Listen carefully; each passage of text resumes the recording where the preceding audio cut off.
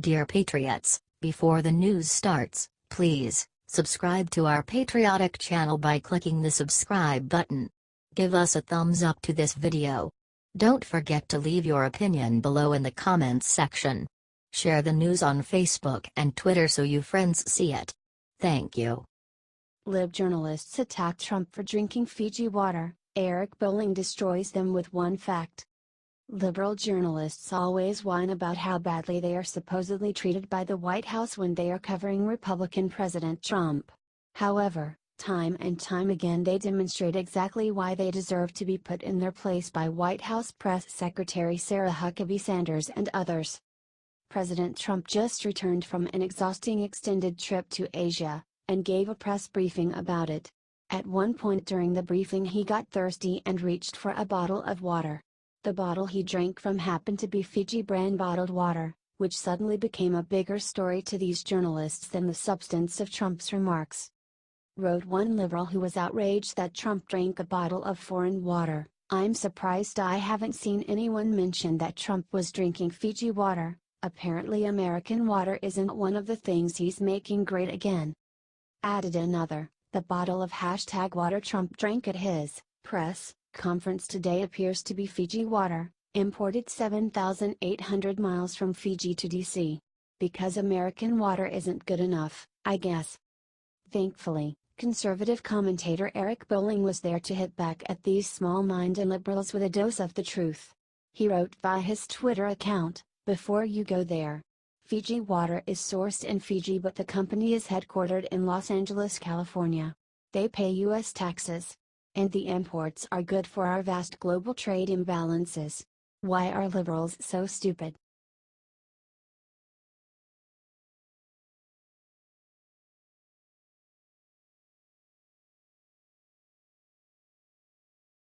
Hillary explains why no one should investigate her. It's personally offensive. According to Hillary Clinton, the idea of an investigation against her is personally offensive. "I regret deeply that this appears to be the politicization of the Justice Department and our justice system," said Hillary during an interview with Mother Jones. This Uranium One story has been debunked countless times by members of the press, by independent experts. It is nothing but a false charge that the Trump administration is trying to drum up in order to avoid attention being directed at them, said Hillary, even though the New York Times confirmed that it was true. "I mean, even Trey Gowdy, somebody who's hardly a fan of mine, said that there doesn't seem to be the basis for a special counsel." "Of course, there isn't," said Hillary, leaving out that Gowdy did say she should be investigated. She then said it is personally offensive that they would do this. "But taking myself out of it, this is such an abuse of power, and it goes right at the rule of law, and if they sent a signal that we are going to be like some dictatorship, some authoritarian regime, where political opponents are going to be unfairly, fraudulently investigated, that trips at the fabric of the contract we have that we can trust our justice system," said Hillary. Comey was caught drafting letters of Hillary's innocence before he even interviewed her. "We definitely need a new investigation."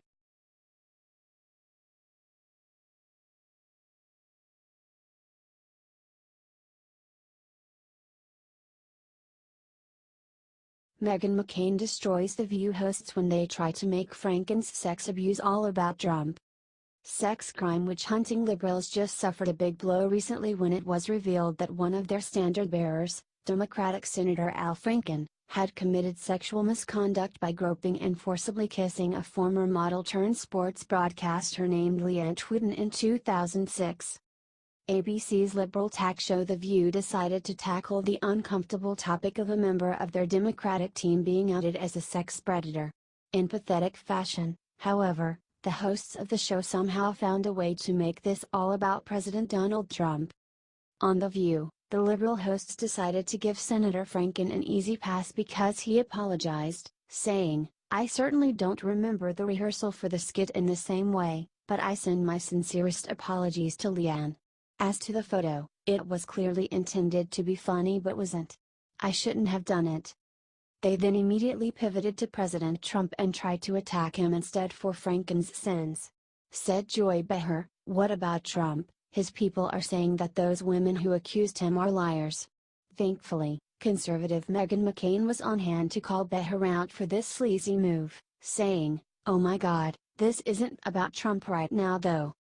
She continued, "This is serious. I know her. And when you're saying what about Trump, this is about Leanne. This is an epidemic. Bipartisan, across party lines." Liberal co-host Sunny Hostin then shifted to Trump again, saying, "I think Joy's point is that we've talked about, do politicians get a pass? We heard the Hollywood Access tape and his accusers, 16 of them. Are you glad Meghan called them out?"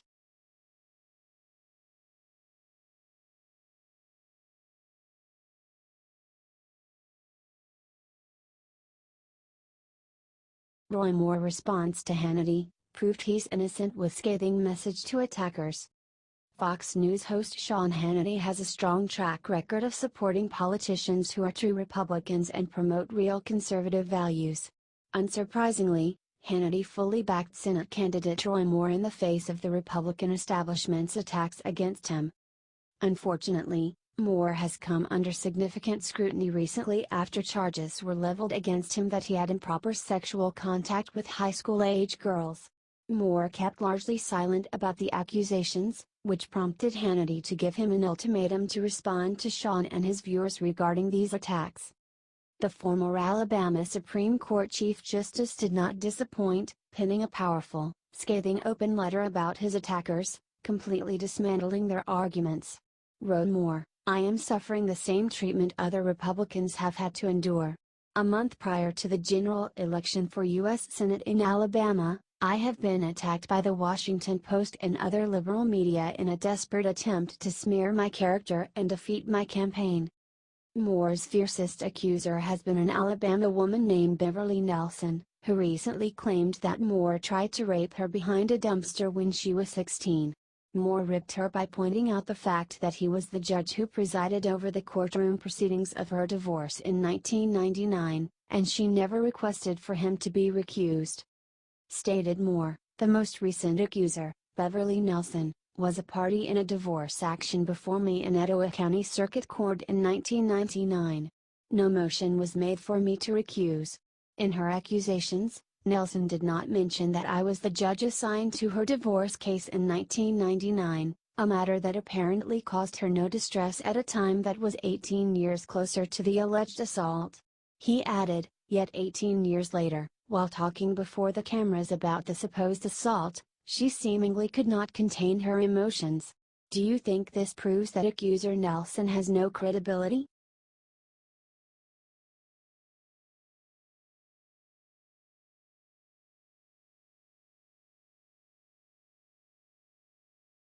He scared the living hell out of me, second accuser says Al Franken did something revolting to her. Strident Democratic Senator Al Franken of Minnesota loves to play the part of liberal moral authority. During confirmation hearings earlier this year, for example, Senator Franken relentlessly badgered and harassed Jeff Sessions over so-called crimes and lying. However, once the curtain got pulled back, we got to see what a hypocrite Al Franken is behind the scenes. The former Saturday Night Live comedian was caught having sexually assaulting sports commentator Leanne Tweeden while they were on the USO tour together in Vietnam in 2006. Thankfully, Republican Senate Majority Leader Mitch McConnell has already taken action to condemn his colleague, saying, "As with all credible allegations of sexual harassment or assault, I believe the Ethics Committee should review the matter. I hope the Democratic leader will join me on this," McConnell said. Regardless of party, harassment and assault are completely unacceptable, in the workplace or anywhere else. Unfortunately for Franken, it looks like his sexual abuse fallout is just beginning, as a second accuser has just come forward against him. This time it is a former radio host named Melanie Morgan. Tweeted Morgan recently, "Yes, it's true. I was stalked and harassed by Al Franken. I will have details at Media Equalizer shortly." She later followed up, reiterating, "Al Franken stalked and harassed me. He scared the living hell out of me. It's all true. Do you think pervert Franken needs to resign from the Senate?"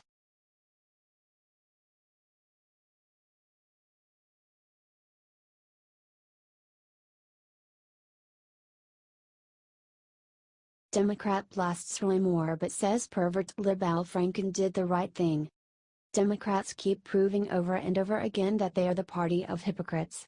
Instead of trying to help Republican President Donald Trump restore our country, they have spent all their time and energy recently running a smear campaign against Senate candidate Roy Moore over his supposed sex crimes.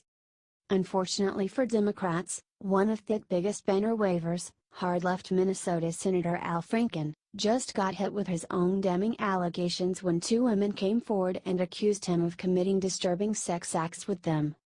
In predictable fashion, Democrats immediately applied a double standard with conservative Roy Moore versus liberal Al Franken.